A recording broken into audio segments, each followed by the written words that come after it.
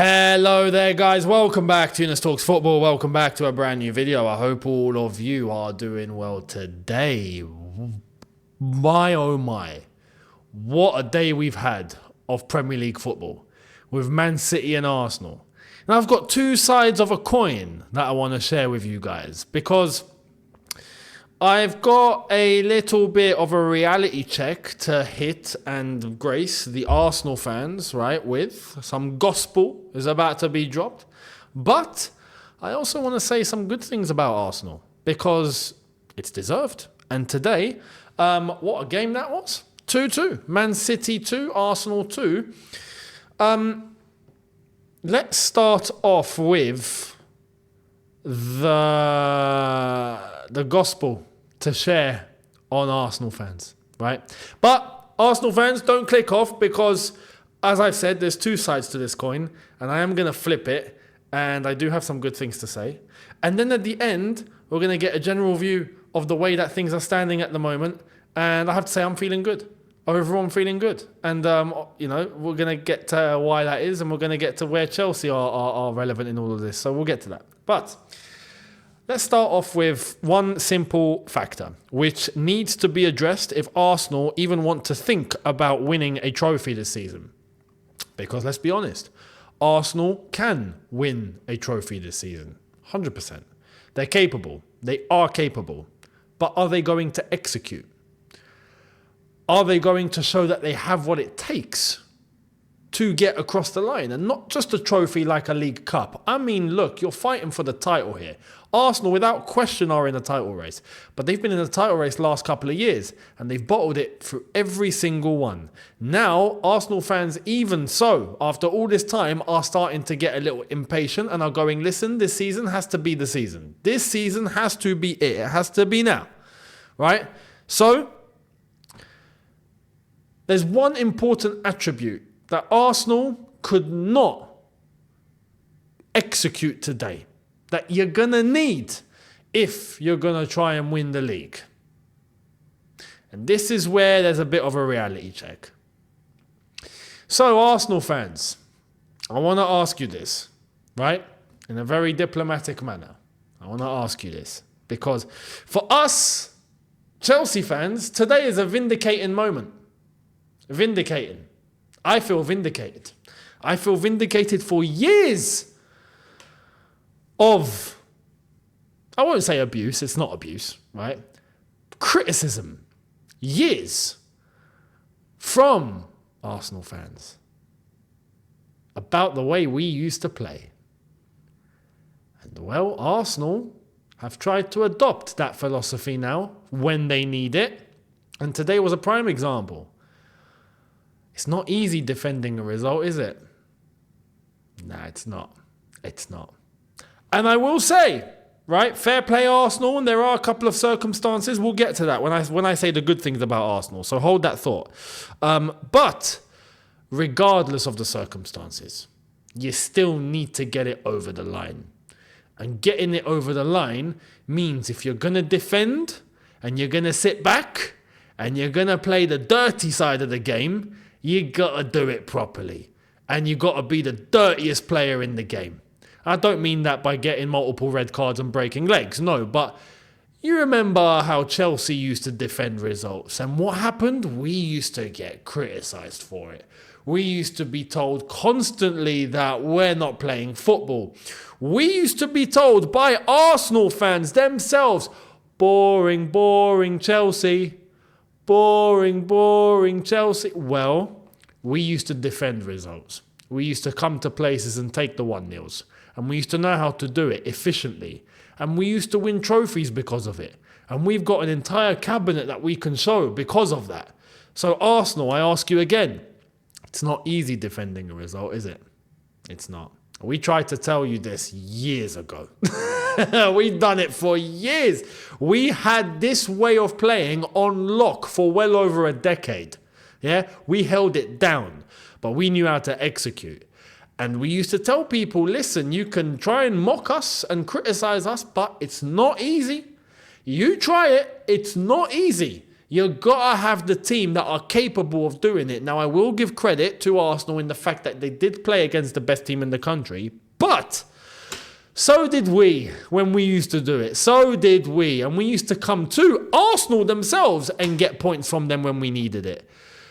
Because we knew. When we were in a title race, 14-15, and we came to the Emirates, and what happened? We came for the 0-0. Did we take the 0-0? Of course we did. Thank you very much. But we came with the intention of getting the 0-0, and we took that 0-0. When we came for a result, we got it.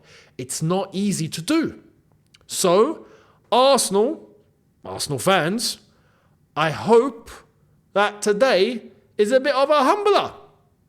And again, not in a mocking way. I'm saying, like, Arsenal fans need to realise, yeah? It's not just about playing pretty.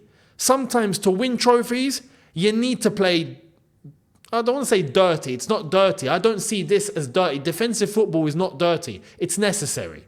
It's necessary. So if Arsenal fans want to see their team play really nice football, I reckon Arsenal are capable of playing really nice football. They've proven that.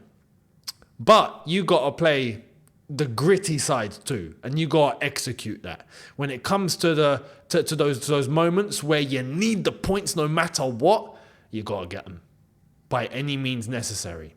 And today was an example of Arsenal not being able to hold on. Despite being down to 10 men, I will give you that. Of course, it's 10 men. It's not easy. But still, no excuses. No excuses. No, none at all. You have to get the points. Simple as that, you have to. Now, that I wanted to say, because I hope it's a realization for Arsenal that if they do want to win the title, if they do want to get ahead of Manchester City, things like today cannot happen. It can't. If not, City will run away with it. They just will. At the end of the day, I will say this. It's not a bad point, right? It's still a point away at the Etihad. It will only be vindicated if, now, Arsenal beat City at the Emirates. Because over 2 games in the season where you play the same team twice, if you haven't lost and you've won one of those games, fantastic. Brilliant. That's a good record, right? And that holds them back, right? So that is where I will say, we'll see what happens in that return fixture when it comes around later on in the season. But I want to make that point. It's not easy to defend, is it? It's not, man. It's not. And we were trying to say this for years. It's not easy. It's a necessary part of the game, and you got to do it well. Just like teams want to attack well, you got to defend well. And boy, oh boy, we used to know how to defend, man. Defend to the point where we had a concrete wall that no one's getting through. Point is still proven. We still hold the defensive record in the Premier League, and it's a record that will never be touched again. It will never be touched again. 15 goals in one season. If no one's doing that ever again. Especially in today's age where everyone wants to score goals. No chance. So, respect it. Respect it. And not just respect, obviously, what we did back then for all of those years. Respect the defensive side of the game. It's a necessary part of the game that you need to have on lock in order for you to win trophies such as league titles. You need to have it. If you don't have it, you will not win the league. End of story. So, respect it. Now, let's flip the coin. This is where I praise Arsenal. I will say that Arsenal, going down to 10 men was not ideal for them. As I said, they did go to the Etihad and they got a point. But I do want to praise Arsenal for the overall attitude. Because they had 1-0 down, right? And they managed to get themselves up 2-1. And look, 2 goals that Calafiori's goals, absolutely phenomenal. What a hit that was. And what a way to score your first goal for the club. So big up to Calafiori for that fantastic goal. Gabriel lost Kyle Walker as his marker for fun. Kyle Walker was like trying to, I don't know, he was trying to mock him or something. He was trying to constantly hit him in the gut, like, oh, you're here, you're not going anywhere, you're not going anywhere. And Gabriel was literally like, move out the flipping way, man, move. You're a nuisance, get out of here. Literally hit him away like someone would tap a mosquito away. Just get out of here. And boom, into the box, smash. Second weekend running, another header in the box, boom, and it's 2-1 Arsenal. So up until that point, credit. And it looked like Arsenal were going to get the job done until the very end. That's why I made the point about why it's not easy to defend. It's not. It's not. You need to have that unlocked, so respect it. But for big portions of that game, it looked like Arsenal were actually doing that quite effectively, right? Now, you've got to get it over the line. Like I said, no excuses. But I will praise Arsenal as a team that I don't normally expect to see defend and defend well. They nearly got it done. Right? So now it's about making sure that mistake doesn't happen again. And like I said, respect the defensive side of the game. It has to go all the way up until the end. Until the fat lady sings, as they say. Up until that point, the job is not done and it's not over yet. When I see like there was Arsenal fans celebrating the fact that it's 97 minutes, it's great, all right, cool. Like Troops was going crazy. Like, oh no, he was singing songs and all of that. Like, and then what happened? Oh no. Well, yeah, oh no, you didn't get the job done. You got to respect it. You got to respect the defensive side of the game. So, overall, look, there is one controversial factor here, and that's the red card. Now, at first, I'm thinking that's not a red or second yellow. It was a second yellow. I do want to say it was a second yellow. Whether you say the barge straight into the back, right, of Bernardo Silva, for me, that's a yellow. But on top of that, if that's not the yellow, Trossard kicked the ball away after the referee blew the whistle. And you just can't do that. You can't do that. And you've done it. So whichever one it was, it's a second yellow. So you're off, mate. It's as simple as that. So I don't feel bad for the fact that Arsenal went down to 10. But I will say that Arsenal were resilient all the way up until the end. And getting the job done. Well, not getting the job done completely, but holding on for that long, again with 10 men at the Etihad against City, it's not easy, right? So I will say for that, fair play. But, like I've said, to win the title against a team like City, you need to be able to grind out results. So I'm going to leave the question open to all of you. Can Arsenal grind out results when they have to in later games that are coming throughout the season? Or is this going to be an issue that you reckon will arise again, where Arsenal just can't defend all the way till the end? Is that something that could be a problem in the Arsenal team? Or is today just unlucky? Because it can happen. Do you think they do have that side of the game on lock?